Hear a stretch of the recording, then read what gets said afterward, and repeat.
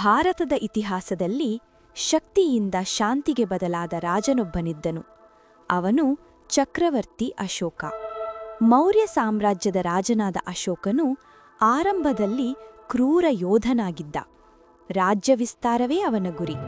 ಅನೇಕ ಯುದ್ಧಗಳನ್ನು ನಡೆಸಿದ ಅವನ ಜೀವನವನ್ನೇ ಬದಲಿಸಿದ ಯುದ್ಧ ಒಂದೇ, ಕಳಿಂಗ ಯುದ್ಧ. ಆ ಯುದ್ಧದಲ್ಲಿ ಲಕ್ಷಾಂತರ ಜನರು ಸತ್ತರು. ಯುದ್ಧ ಭೂಮಿಯಲ್ಲಿ ಬಿದ್ದಿದ್ದ ಮೃತದೇಹಗಳು, ಅಳುತ್ತಿರುವ ಮಕ್ಕಳು, ನಾಶವಾದ ಕುಟುಂಬಗಳನ್ನು ನೋಡಿ ಅಶೋಕನ ಹೃದಯ ಕರಗಿತು. ಅವನು ಯುದ್ಧವನ್ನೇ ತ್ಯಜಿಸಿ ಹಿಂಸೆಯನ್ನು ಬಿಟ್ಟು ಬೌದ್ಧ ಧರ್ಮವನ್ನು ಅಳವಡಿಸಿಕೊಂಡನು. ಶಸ್ತ್ರಗಳ ಬದಲಿಗೆ ಧರ್ಮವನ್ನು ಆಯ್ಕೆ ಮಾಡಿಕೊಂಡನು.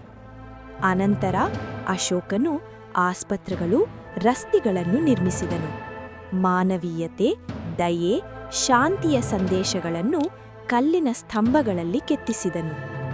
ಒಮ್ಮೆ ಕ್ರೂರ ರಾಜನಾಗಿದ್ದ ಅಶೋಕನು ಇತಿಹಾಸದಲ್ಲಿ ಶಾಂತಿಯ ಚಕ್ರವರ್ತಿಯಾಗಿ ಉಳಿದನು.